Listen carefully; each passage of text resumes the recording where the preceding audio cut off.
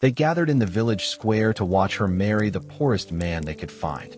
She stood there in a borrowed dress while they whispered and smiled, convinced they had finally put her in her place.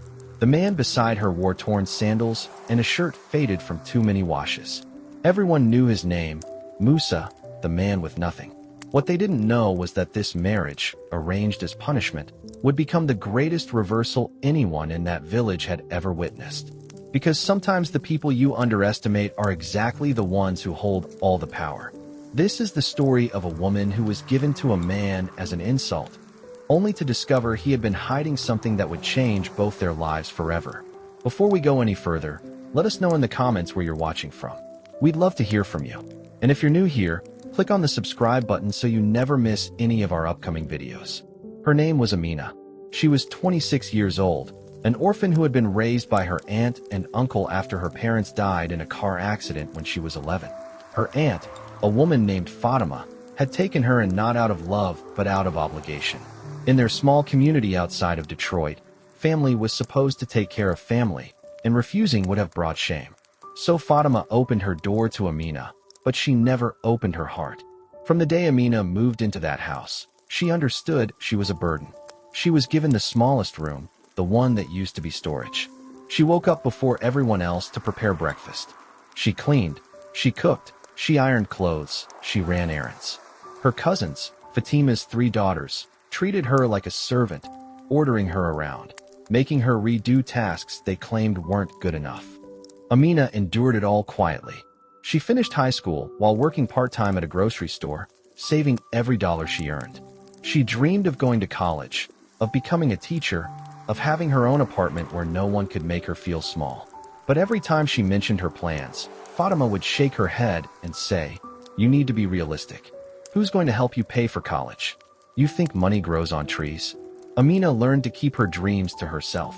She learned that hoping out loud only invited disappointment. So she worked, she saved, and she waited for the right moment to leave. But that moment never came. When Amina turned 25, the whispers in the community started. People began asking Fatima why her niece wasn't married yet. In their tight-knit community, a woman her age without a husband was seen as unusual, even suspicious. Fatima felt the pressure. It wasn't concern for Amina's happiness that motivated her. It was her own reputation. She didn't want people thinking she had failed to fulfill her duty. That's when Fatima came up with a plan. There was a man in the community named Musa, someone everyone knew but no one respected. Musa was in his early 30s, quiet, kept to himself. He lived in a small, run-down house on the edge of the neighborhood, the kind of place with peeling paint and a front porch that sagged in the middle. He didn't have a car. He didn't dress well. He worked odd jobs, painting houses, fixing fences, doing landscaping. People saw him as someone who had never made anything of himself, someone who would never amount to much. Fatima saw an opportunity.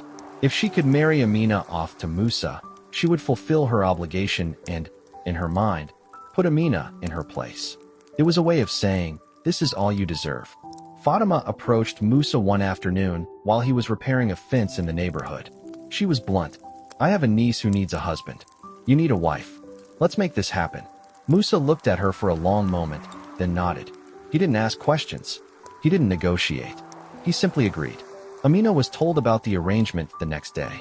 She was sitting in the kitchen peeling potatoes when Fatima walked in and said, "You're getting married in 2 weeks." To Musa, Amina's hand stopped moving. She looked up at her aunt, searching for some sign that this was a joke. But Fatima's face was stone. Amina's voice came out small. "I don't even know him." Fatima shrugged.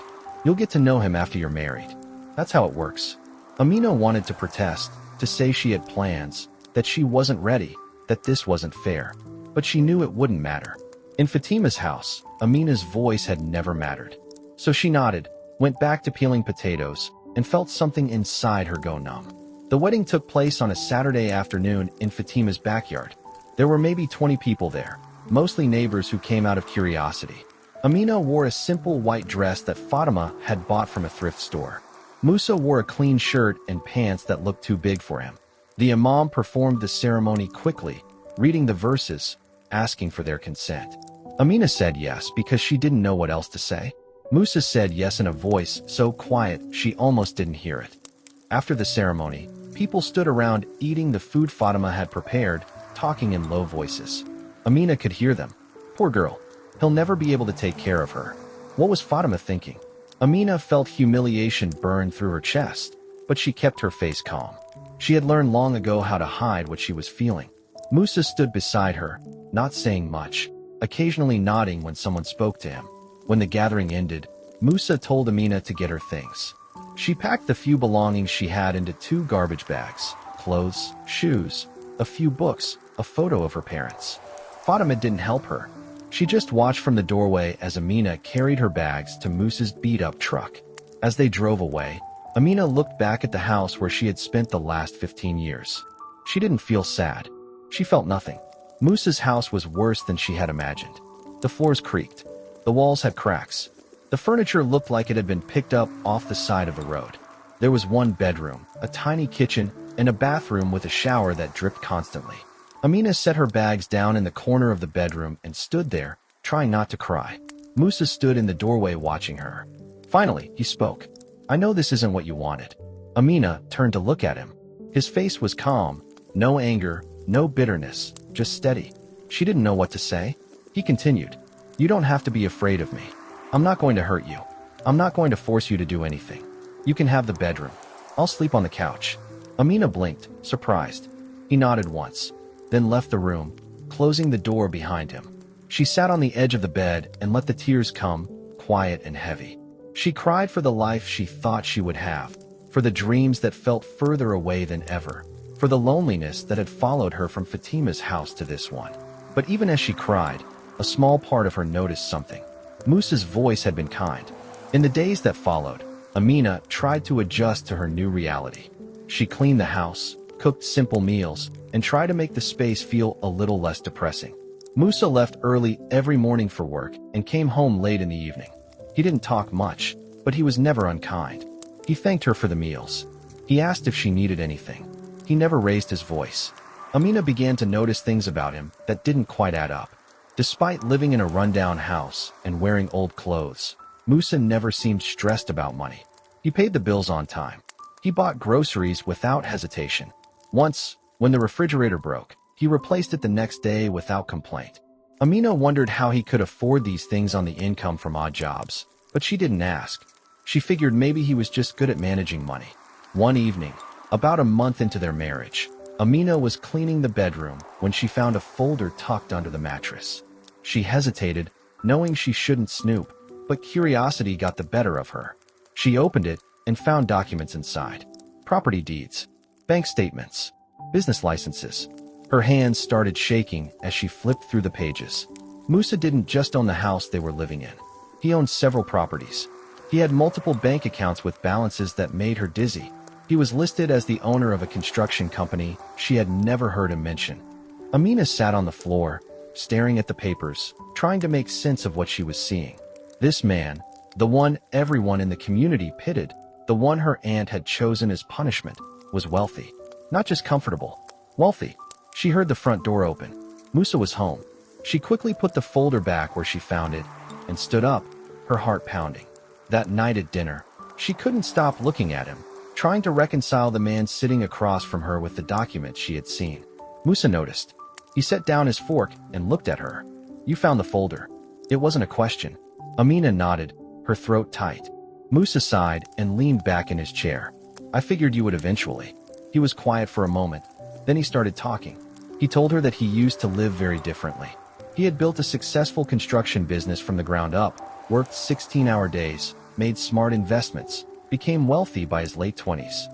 He had a big house, expensive cars, a social circle full of people who wanted things from him. Then his younger brother, the person he trusted most, stole from him. He embezzled hundreds of thousands of dollars from the business and disappeared. Musa was devastated, not by the money, but by the betrayal.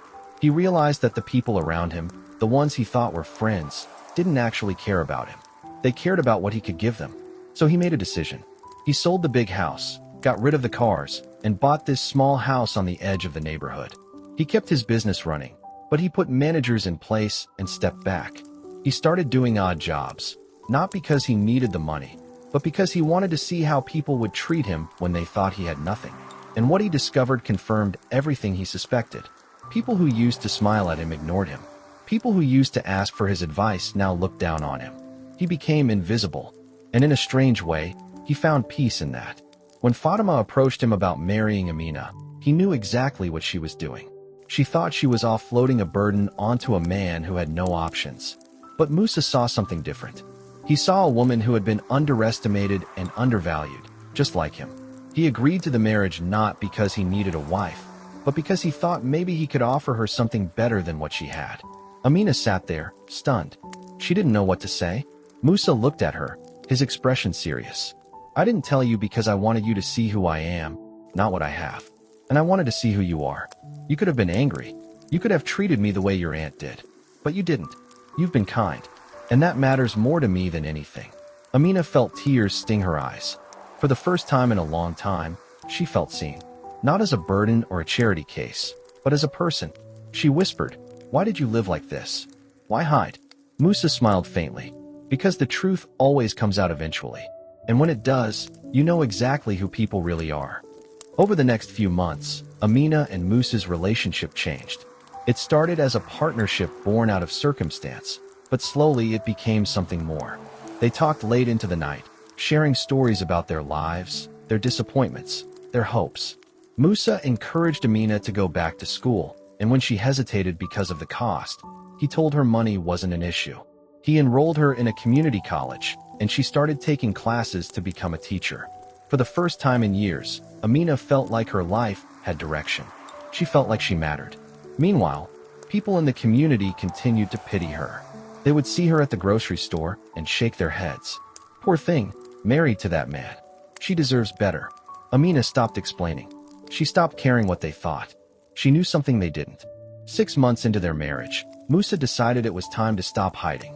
He had proven to himself what he needed to know about people, and he didn't want Amina to continue living in a house that didn't reflect the life he could provide. He sat her down one evening and told her they were moving. Amina was confused. Moving where? He smiled. You'll see. The new house was in a completely different neighborhood, one with tree-lined streets and large homes set back from the road. When Musa pulled into the driveway of a beautiful 2-story house with a wraparound porch, Amina thought they were visiting someone. Then he handed her a key. This is ours. Amina walked through the house in a daze. Hardwood floors, a modern kitchen, a backyard with a garden. It felt like a dream. That weekend, they hosted a small housewarming gathering. Musa invited a few people from the old neighborhood, including Fatima. When Fatima walked in and saw the house, her face went pale. She looked around, clearly trying to make sense of what she was seeing. Musa greeted her politely, offering her tea. Amina stood beside him, calm and composed. Fatima couldn't help herself. She pulled Amina aside and hissed, "How is this possible? Where did he get the money?" Amina looked her aunt in the eye and said, "He's always had it. You just assumed he didn't." Fatima's mouth opened and closed. She looked humiliated, and for the first time, Amina didn't feel the need to make her feel better. The truth was out, and it was exactly as Musa had said. People's reactions revealed who they really were. Some apologized. Some tried to get close to Musa again, asking for favors, acting like they had always believed in him. Musa was polite but distant. He had learned his lesson about who to trust. As for Amina, her life transformed in ways she never imagined. She finished her degree and got a job teaching at an elementary school. She and Musa grew closer. Their relationship built on mutual respect, honesty, and a shared understanding of what it felt like to be underestimated. They had 2 children, a boy and a girl, and they raised them with the same values they had learned. Don't judge people by what they have. Judge them by how they treat others when they have nothing to gain. Years later, Amina would look back on that day in Fatima's backyard, the day she married a man everyone thought was beneath her, and she would smile.